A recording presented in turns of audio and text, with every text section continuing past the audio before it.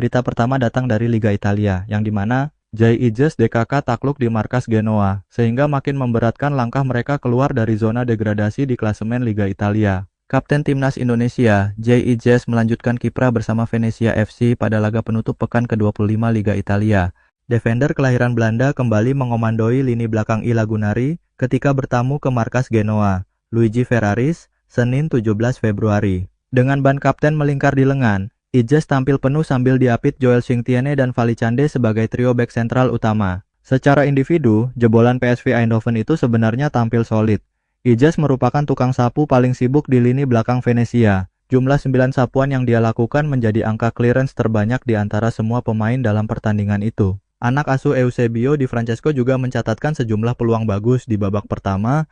Tembakan Hans Nicolosi Caviglia berhasil ditepis keluar oleh kiper Genoa, Nicola Leali, yang tampil solid di partai ini. Kemudian Quique Perez membuangkan tim tamu unggul saat tembakannya dalam posisi ideal malah mengirim bola jauh ke atas Mistar.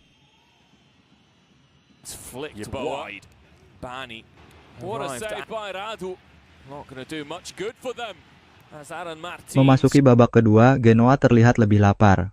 I Grifoni membuat 2 peluang emas via tembakan Andrea Pinamonti dan Aaron Martin. Keduanya digagalkan kiper Ionut Radu. Saat laga kelihatan bakal berakhir imbang, Venezia kecolongan 2 gol cepat yang lahir dalam interval 4 menit saja dalam fase-fase krusial. JIJS sayangnya terlibat dalam proses lahirnya kedua gol tersebut. Gol pertama diawali operan lambung Leali yang diterima sundulan Pinamonti kepada Caleb Ekuban di wilayah pertahanan Venezia. Dikelilingi 3 pemain, Ekuban mengembalikan bola kepada Pinamonti yang merangsek di sisi kiri serangan. IJS mencoba menutup pergerakan Pinamonti, tetapi gagal mencegah bola melesat usai ditembakkan jebolan Inter Milan itu dengan efek lengkung. Genoa unggul 1-0 dan langsung menambah gol tak lama kemudian. Prosesnya juga diawali tendangan lambung Leali yang diarahkan ke wilayah permainan Venezia. IJS mencoba terlibat duel udara, tetapi bola telanjur disundul Ekuban yang mengarahkannya kepada Maxwell Cornet. Cornet melakukan manuver yang diakhiri dengan tembakan kaki kiri untuk menaklukkan Radu. It's finished here, the Luigi Ferraris. Genoa 2. Tuto Mercatoweb mengulas penampilan IJS dan memberinya konten minimalis. Ex pemain Go Ahead Eagles diganjar nilai 5,5 atau terendah dibandingkan Cande, 6, dan Singtiene, 6. Kesolidan yang ditunjukkan selama lebih dari 80 menit sirna di menit-menit akhir ketika pertahanan tim tamu runtuh di bawah gempuran Genoa. Tanggung jawab atas gol Pinamonti harus dibagi dengan seluruh anggota pertahanan, tulis uraian dari Tuto Mercatoweb. Sofascore juga mencantumkan rating IJS 6,4, lebih kecil dari Cande 7 dan Singtiene 6,6. Kekalahan 0-2 yang dialami Venezia meneruskan streak negatif mereka. I Lagunari kalah 3 kali beruntun setelah digebuk Udinese 2-3 dan Roma 0-1. Hasil ini semakin menyusahkan misi mereka untuk keluar dari zona degradasi. Venezia masih menempati peringkat 19 dengan koleksi 16 poin, tertinggal 5 angka dari Empoli di zona aman terdekat. Adapun Genoa naik 1 tingkat ke peringkat 11 dengan 30 poin di kantong. Serdar from Stankovic. Derbin! Martin's slotted it beyond Montipo.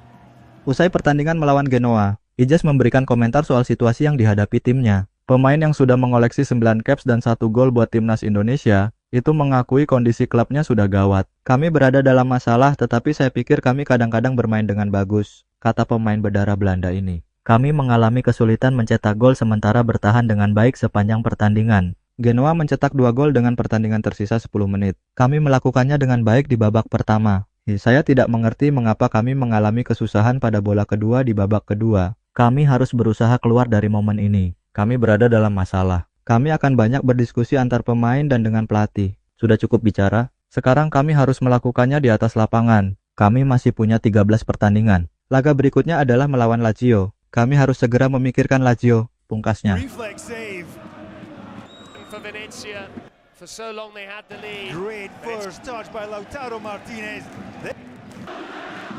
Bergeser ke Liga Inggris, pemain timnas Indonesia Justin Hubner kembali tampil impresif saat memperkuat Wolverhampton dalam lanjutan Liga Inggris U21, Selasa 18 Februari. Bertanding di Agborok Stadium pada pekan ke-14 Premier League 2. Justin Hubner turun sebagai starter saat Wolverhampton U21 menjamu West Bromwich Albion U21.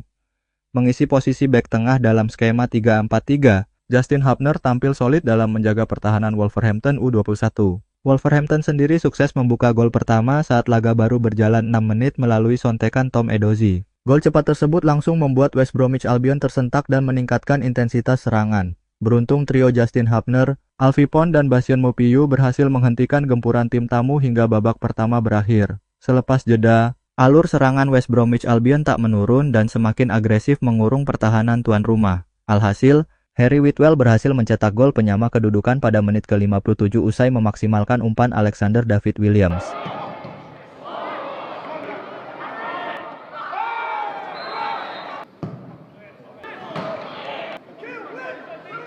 Di sisa pertandingan tak ada gol tambahan tercipta dan skor sama kuat 1-1 jadi hasil akhir laga ini. Tambahan 1 poin membuat Wolverhampton U21 merangsek naik ke posisi 13 klasemen Premier League 2 dengan torehan 21 poin. Sedangkan bagi West Bromwich Albion, hasil ini membuat mereka berada di urutan 18 dengan koleksi 18 poin. Bagi Justin Hubner, pertandingan malam tadi merupakan capsnya yang ke-10 buat Wolverhampton U21 sepanjang musim ini. Sebelumnya, pemain berusia 21 tahun tersebut juga tampil penuh 90 menit. Saat Wolves U21 bertandang ke kandang Rochdale AFC dalam laga grup B National League Cup. Tak hanya tampil starter, Justin Hubner bahkan berhasil catat 1 gol di akhir laga dan membantu Wolves U21 menyamakan skor 2-2 di akhir laga. Bahkan pada babak adu penalti, Justin sebagai algojo keempat berhasil jalankan tugas dan memastikan Wolves U21 menang atas Rochdale AFC.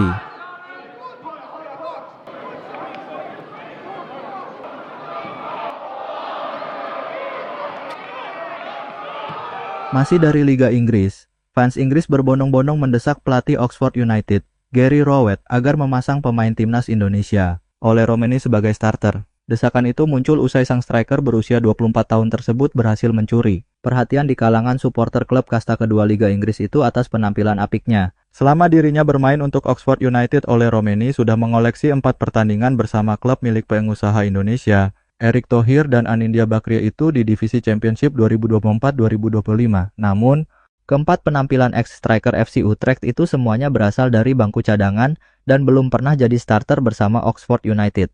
Tercatat, Ole Romeni hanya main selama 11 menit sebagai pengganti saat debutnya bersama Oxford United ketika melawan Stoke City pada 25 Januari 2025 lalu. Pemain timnas Indonesia itu kemudian dimainkan lagi dari bangku cadangan saat Oxford United melawan Bristol City, Burnley, dan terbaru saat menghadapi Portsmouth.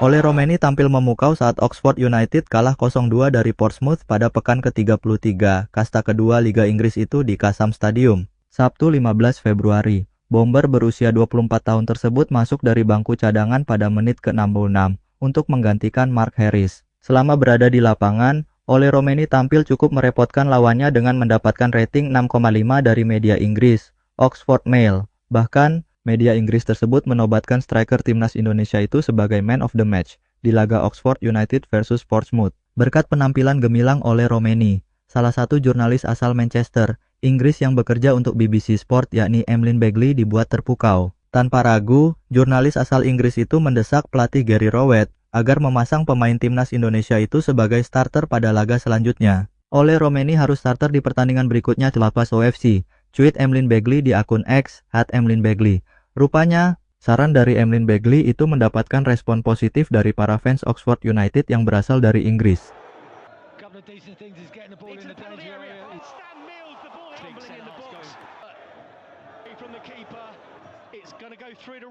Mereka berbondong-bondong meminta pelatih Gary Rowett agar memainkan pemain timnas Indonesia itu dari awal pada pertandingan selanjutnya. Pasti Romeni and Mills harus starter. Harris and Phillips seharusnya tidak berada di tim utama sekarang. Bagaimana mungkin secara manusiawi seorang pemain sepak bola profesional tidak menyundul bola ke gawang, atau setidaknya tepat sasaran? Ditulis fans asal Inggris dengan akun @ofceyellowbee. Ya, Ole sudah menjadi ancaman yang lebih besar dan menciptakan lebih banyak ancaman daripada yang Harris lakukan dalam beberapa minggu. Timpal akun @nathanielofc.